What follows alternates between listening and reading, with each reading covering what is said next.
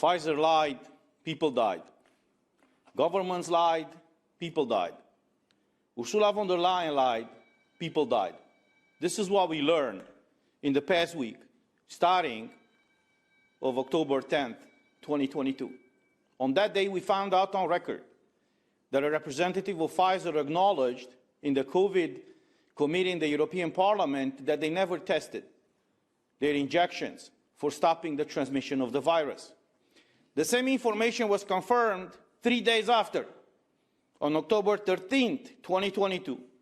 A representative of the European Commission in the same COVID committee stated the following, and I quote, and his answer was after I asked him about the effectiveness of these injections.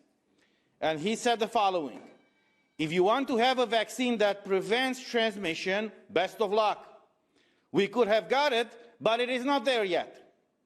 There's work going on in this direction, but that is a completely different design of these vaccines, end quote. So this is the second confirmation from a governmental official that they haven't tested these injections for stopping the transmission of the virus. So everything that they've said in the past 2 years proved to be a huge lie. And because they lied, people died. Because in these 2 years, when maybe there could have been developed other kind of treatments of this virus, nobody paid attention to that. When scientists, when medical experts said that there are regular treatments to this virus, they were labeled as promoting disinformation and not trusting the science. Well, this is what the science just stated right now, that they haven't tested these medical products for stopping the transmission of the virus. The third thing that happened last week, on October 13th, we discussed in this COVID committee a report released by the European Court of Auditors. This is a public document. And I invite all the journalists and all the people to find it online and read it, because they will be shocked, but they will find in it.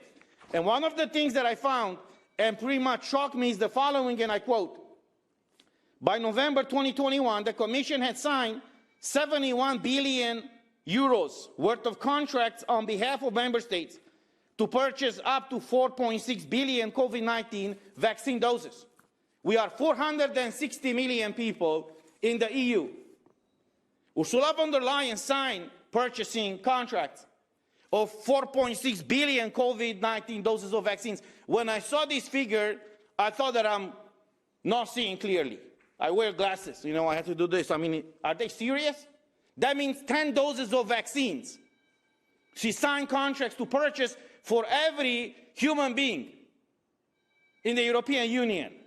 So the question is, if these vaccines or injections were so effective, in other words, were providing immunity from getting infected and from transmitting the virus, why would she purchase or sign to purchase 10 doses of vaccines or injections? We cannot call that vaccines now, after what we just found out. She signed to purchase 10 doses of injections for every EU citizen. This is simply absurd. And the fourth thing that we found out is the ongoing investigation by the European Prosecutor's Office, which on October 14th released the following statement, and I quote: the EPPO confirms that it has an ongoing investigation into the acquisition of COVID-19 vaccines in the European Union.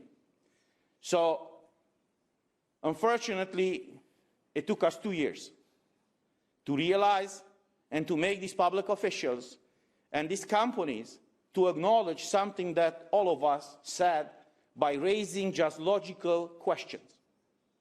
Logical questions. And unfortunately, and I have to say this, the worldwide media refuse to ask these logical questions. What are the studies, or what were the studies back then behind these vaccines? How long did it take to develop the vaccines? Are they stopping the transmission of the virus or not? We find out now, 2 years later, that they are not. This is a serious issue.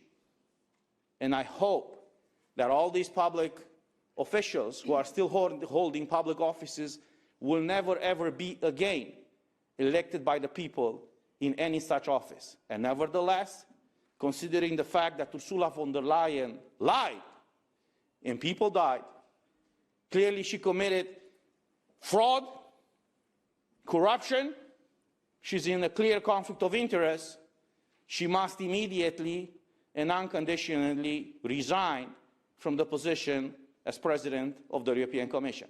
Thank you.